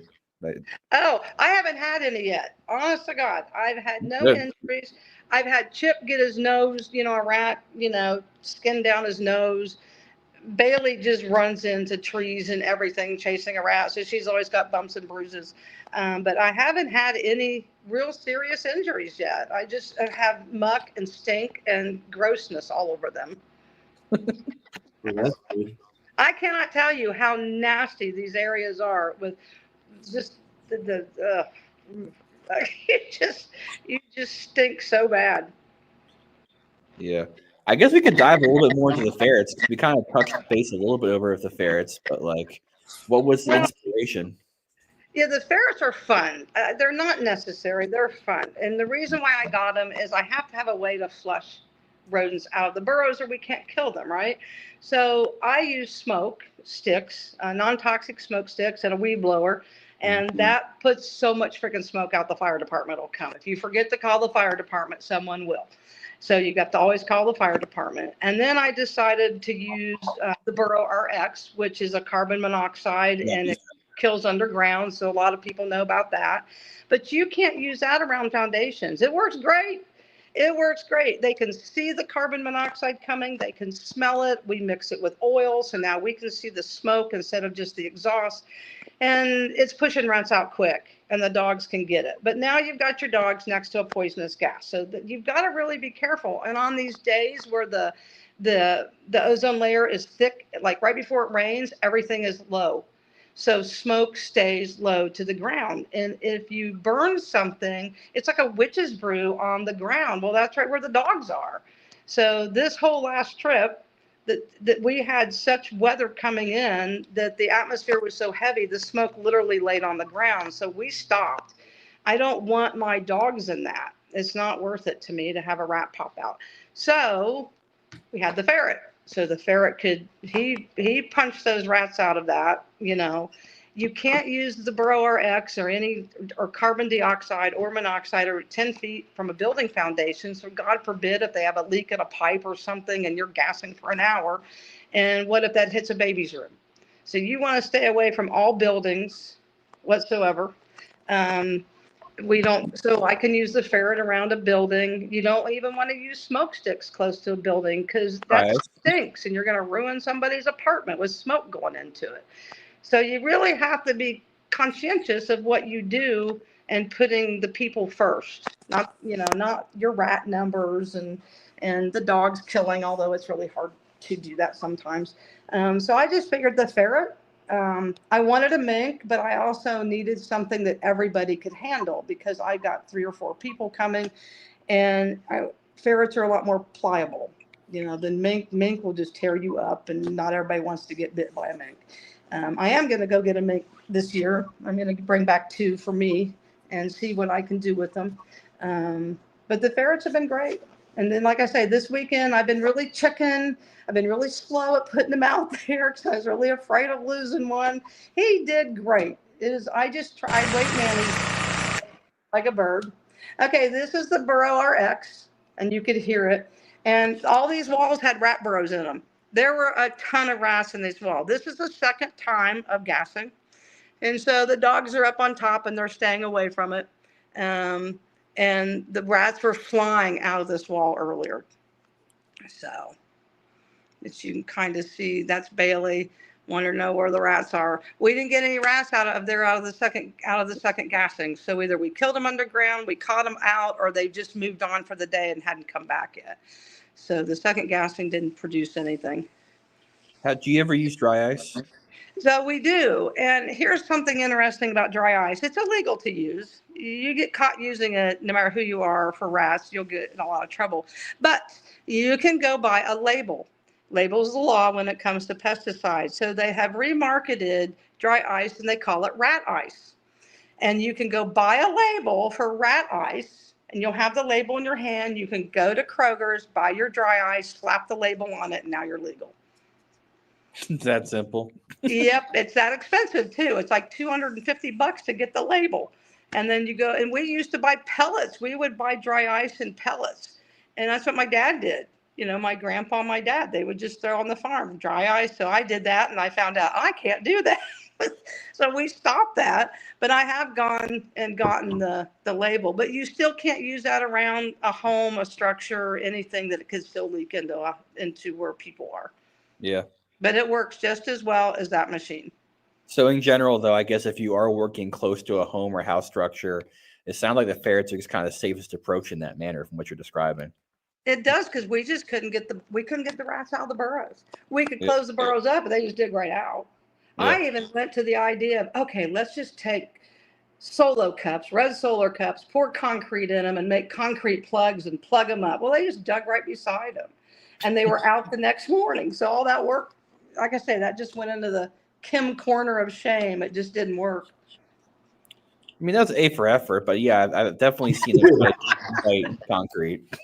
Yeah. Oh, we made a gassing chamber for dry ice. If you take a Home Depot bucket and you just put a flange on it and put a hose on it, you put dry ice in that bucket and you put hot water in that bucket, that dry ice comes out in such a strong pressure. It's awesome.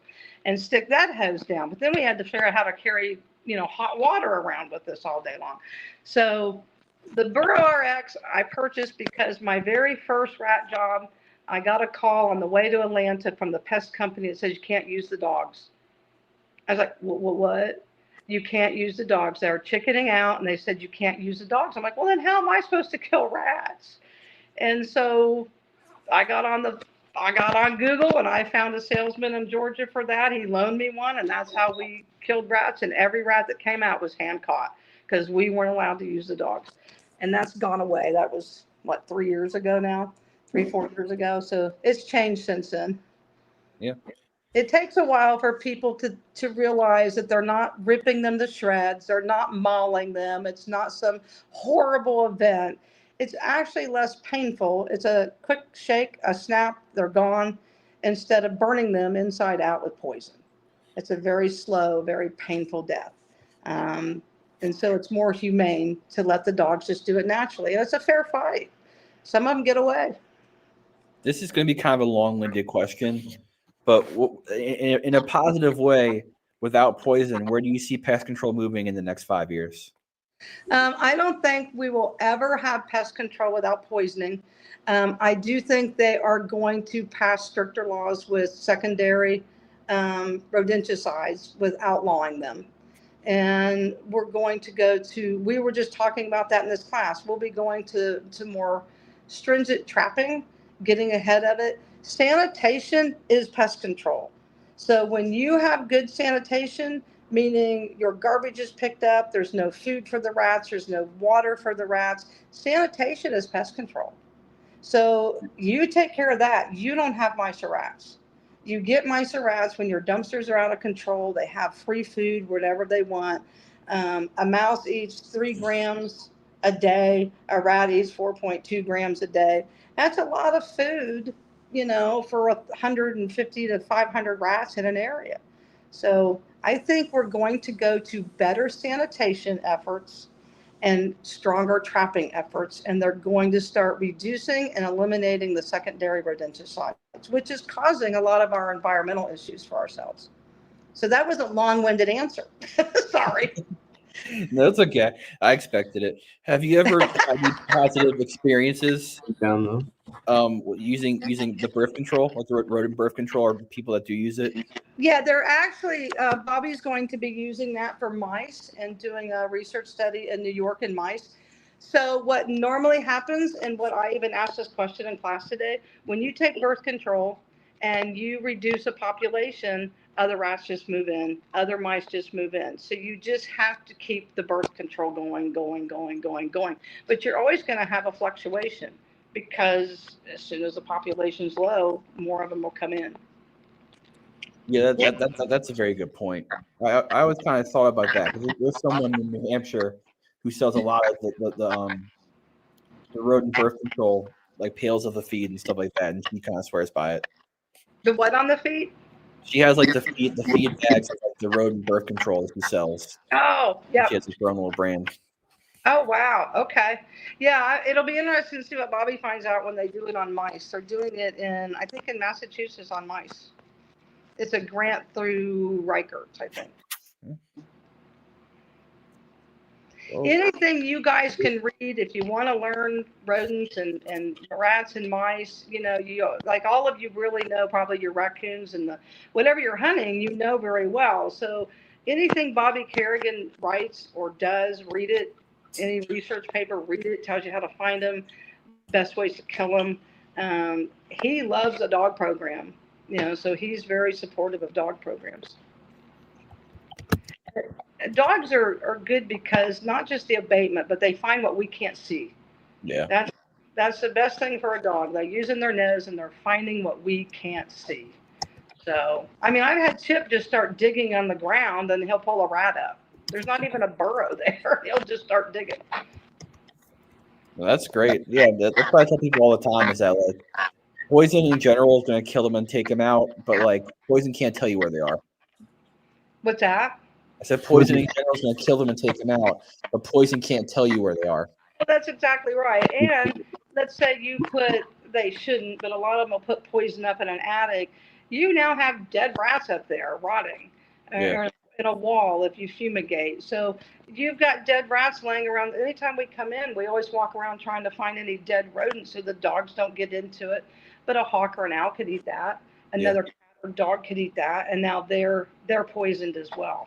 So getting rid of the secondary rodenticides will be wonderful. Sure. They're anti-coagulant, that word I can't never say. And vitamin K, I think most of you probably know that, but if your dog know what poison it is, if your dog gets in the rat poison, get the label immediately. From wherever he got that rat poison, they have to have the label. They have to.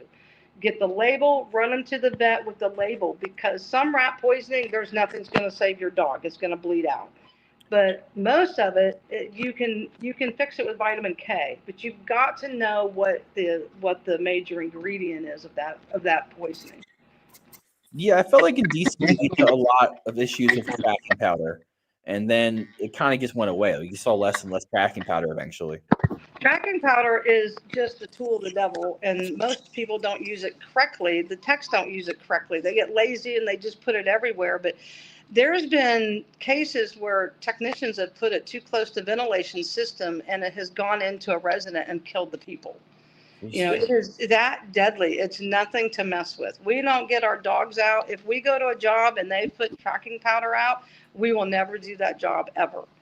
And there's been studies that say, well, it's not good after 30 days, but there's no proof of that. So it's like, that money I was going to make is not worth that dog's life. And so I'm just like, sorry, Karen, but you've got tracking powder out. We're done. And she knows that. So now they don't do anything but boxes before we come in. But yeah, that makes more sense to me, honestly, going that route rather than tracking powder, because all it takes is one rain during that day to wash and move all that wherever it is. It moves it. It doesn't really make it go away. It just moves it or makes it so you can't see it. For those of you guys that haven't experienced tracking powder, it's literally a powder that's an iridescent blue, and it's supposed to go inside burrows.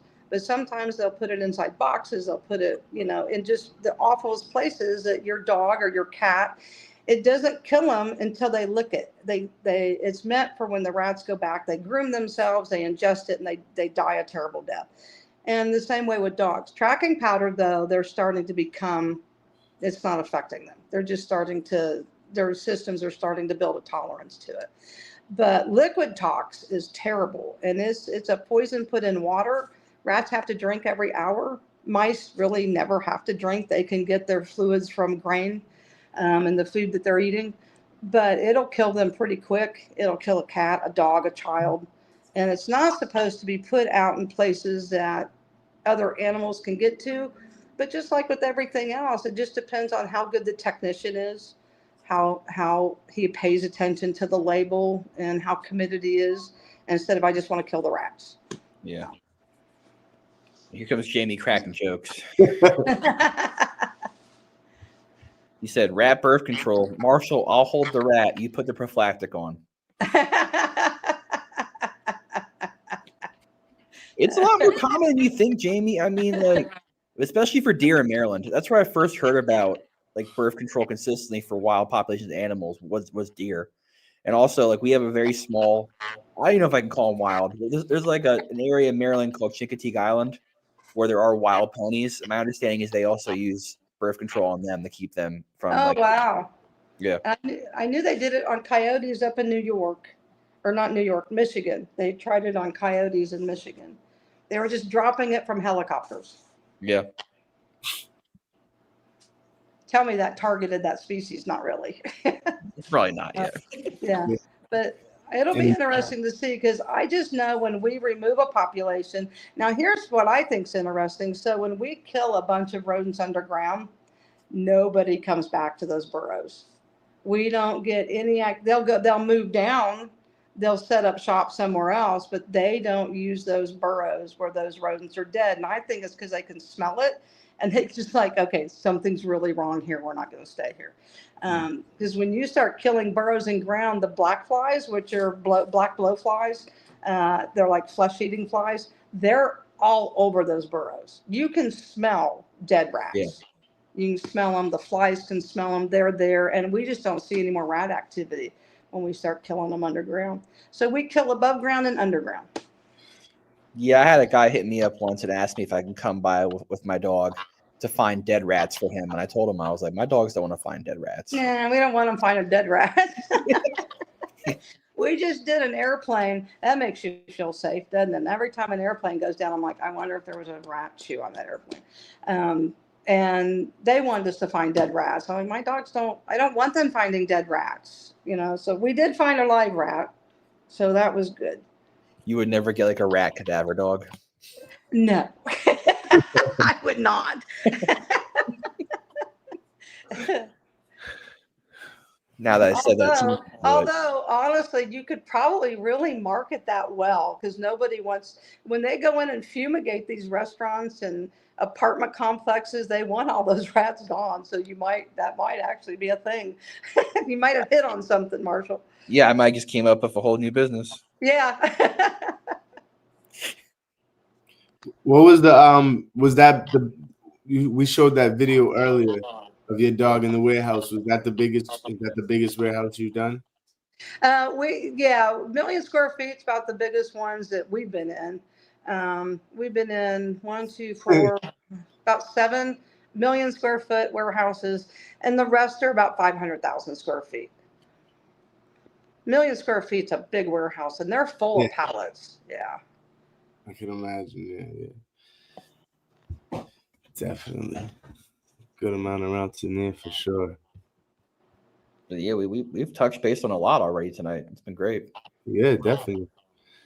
And like we said earlier, this is the first time we touched base on Ferret, so that's something. Do you have the picture of the ferret? Did I send you the little ferret that hunted his first wild rat in my woods?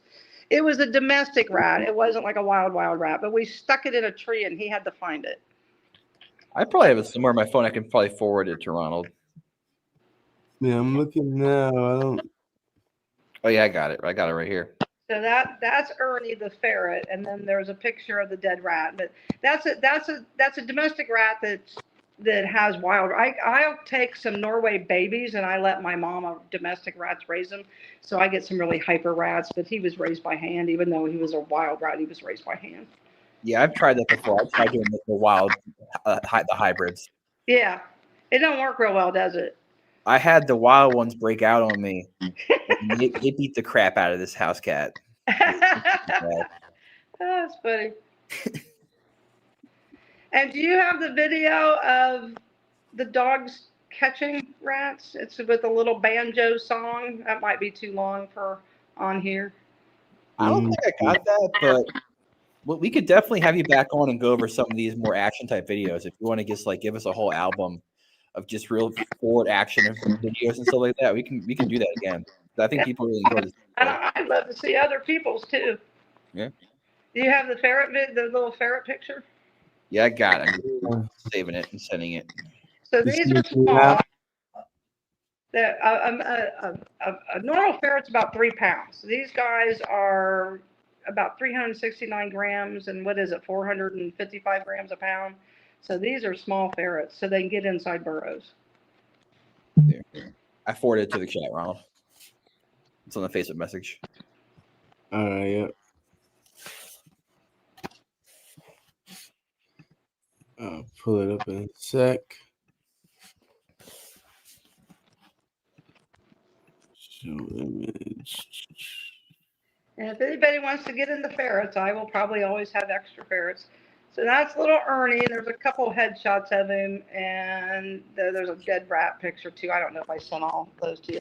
That's just in a tree stump burrow at my house. It's a little red oak fell over, one of those little scrub oaks. And there's a nice little cubby hole, and I just took that rat out there and shoved him up in there and took Ernie out. And man, he was the one I hunted this weekend. Does he come to his name? No. He came to a tube. I bounced a tube on the ground, a little cardboard tube that had wrapping paper on it, and he loves that tube, and he'll run right into it, and I'll feed him on the other end. So he will cache his food because that's just what they do, but he just caches it in the open. He just runs, shoves it there, and then runs to me and goes into his tube, and then I feed him. Describe what caching is for people who don't have that kind of behavior. That's kind of unique behavior. Yeah, caching is just storing. So they'll kill something and they store it for later, like an alligator, crocodile will store it under a stump, and other animals store it in different places. Mice and rats store things. Ferrets do too. They'll store it and they'll go back and get it later. Yeah. And I have what's called a caching bucket, and I learned that from Joseph. So if I lose him, I can put this bucket out, and he should come to it because he'll see it. He wants to hide his food in it, so he should come and try to hide something in it, and I'll get my ferret back. My dachshund will track that ferret. So if I lose him, I'll get my dachshund out, who also rat hunts, but not. I'm a sissy when it comes to him. I don't want him getting hurt. I'm the one not putting him on a bunch of rats. But he runs with the ferret. Jamie said, do you think you could use the ferrets to run rattlesnakes out of gopher holes? No. Not even close. Yeah. Ronald, I don't know if you saw the next video that I posted in that group chat, but that's a pretty good video too to share. I found the thermal video you sent me of all the rats under that one, like I think building or cubby way, like the thermal video you sent me. Oh, okay. But yeah, it's just cool seeing another animal like being able to do this kind of thing, especially for working the rats with the ferrets. It's just so interesting. But don't think for 1 minute I would trust my high drive dogs with a ferret by himself. I'm there controlling it. Oh yeah. I think if I was gone, it would be fair play, to be honest. Oh yeah, and I tell people all the time, like when I used to do the goose control stuff, like if you're working a border collie on like a group of ducks, like if I leave them with those ducks, they're not going to be there anymore. Yeah, they'll be fine when you're there. Yeah. And Joseph disagrees with me, but I'm like, yeah, well, go leave your dogs out there, with your mink for a while, and see what happens. Yeah. Ron, did you see the video I sent you just now? Send me another video. Yeah, this will be a little bit longer, but I think this will be a good one. So get good perspective for people. You sent it through Facebook? Yes. Yeah, I didn't. It didn't pop up yet. Yeah, well, normally videos take a minute. Yeah, so. Yeah, let me try that again. Yeah, right when it guts up, I'll get it right up as soon as I get it.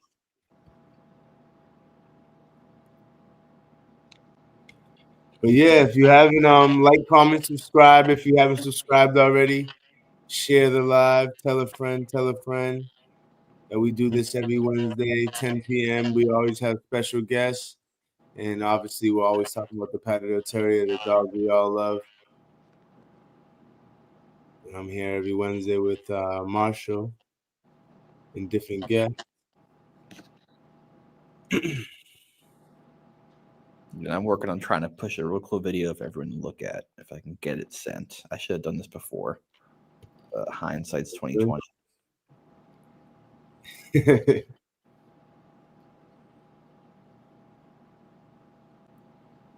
And we've gone to jobs and caught absolutely nothing. So it's no fun sharing that though. You share the good stuff. But we went to a job that they told us it was loaded with rats. There wasn't one rat there. A lot of rat burrows. There wasn't one rat. You couldn't even smell rats. You can smell rats and you can smell mice, and they smell different. Yeah, well, I'll always have people hit me up on Facebook as my that being like, hey, do you want to check this one like horse stall out with my Jack Russell? And I was like, well, have you seen rats there? Have you seen rat sign? They're like, no, but like we could walk around. And I'm like, oh, I'm good. Yeah. There's plenty of places you could go where yeah. Yeah, exactly. How often does that happen? It not often. You know, they've usually down here in South Carolina, they'll usually see something, or the horses are acting spooky, or they'll see chew marks or fecal. You can see urine. I mean, mouse alone leave 3,000 micro droplets every 24 hours. That's a lot of micro pee. And rats leave a big puddle everywhere they go, so you can see it. You can obviously the poop. They poop 125 little fecal poops an hour or every 24 hours. That's a lot of poop. It is. Yeah, so you can see it. We don't go too many places where we don't find something or we can't smell it when we get there.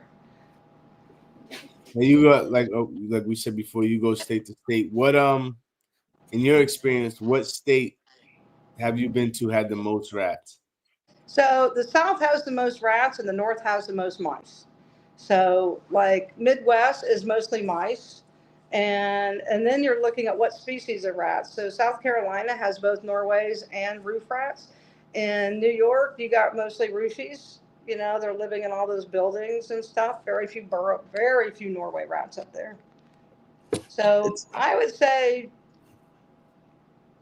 Georgia right now is really loaded with rats. I honestly don't 100% know if I've ever killed a roof rat. So roofies, when you look at them, they've got a really long tail. If you can pull the tail up past their nose, that's a roof. Really big ears, and their head's a little more pointy. Their feet are made for climbing. They're a little smaller, but it's really the tail and the ears that you can really see that give it away. I mean, Norway's got really tiny ears. You know, they're digging. They don't want all that dirt in their ears all the time. Their tails are a little smaller. They're made more for balancing. You know, that type of stuff. And they're just a little smaller rat. Yeah, there we go. Yes, a roof rat.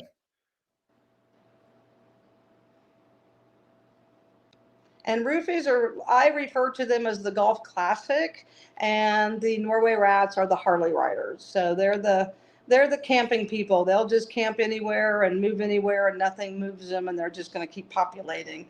I mean, that's what they do. They populate. And roof rats, they're real sensitive and they're super smart. They don't like any change whatsoever. And you bother them, they'll leave. They'll go somewhere else, and you got to find them again. So they're just a little more difficult to deal with. Not more difficult to kill. It's definitely not a dog event. Roof rats can burrow, but they're mostly in buildings. They're high in trees, high in buildings. So it's more of an air gun event. Yeah, because you have a hard time getting him back down. But like, you'll see videos of Joseph posts of him just convincing his pit bulls to climb up a tree. Yeah. To his mouth. I want Bendy so bad. That dog is amazing. It looks like we have a question in the bottom. Which rats put up more of a fight, New York rats or the Southern rats? Oh, the Southern rats, obviously. I would say Southern rats because they're Norway rats, and they're more of the boxers and more of the tent people. And your roofie rats are really high. They're hard to have contact with, so they're mostly just being trapped out. Yeah, honestly, the last time I was in New York, I definitely am pretty sure it was just Norway rats I was getting there. Because like most of the spots you're working near apartment complexes, there's just a lot of warrens, a lot of holes, a lot of spots to pop out of. I don't have a lot of experience with roofies because down here there's not that many of them. But when we do, it's an air gun event, not a dog event. Yeah. They'll get the ones that crash and burn and don't die, but.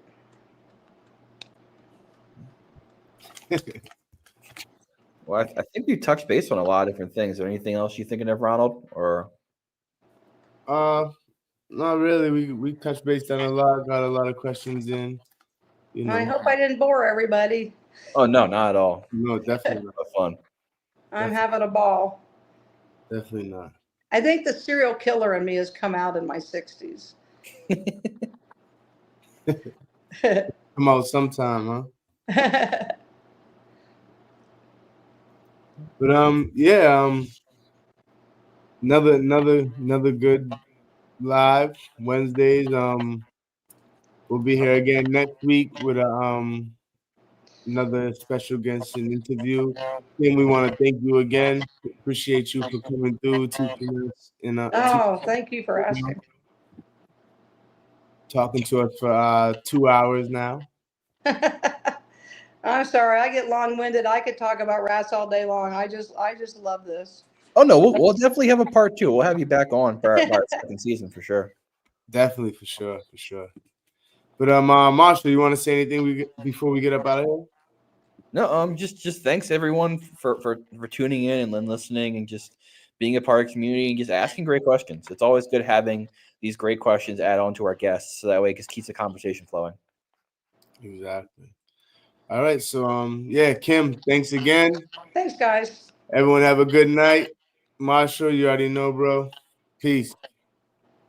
Thank you. Good night, everybody.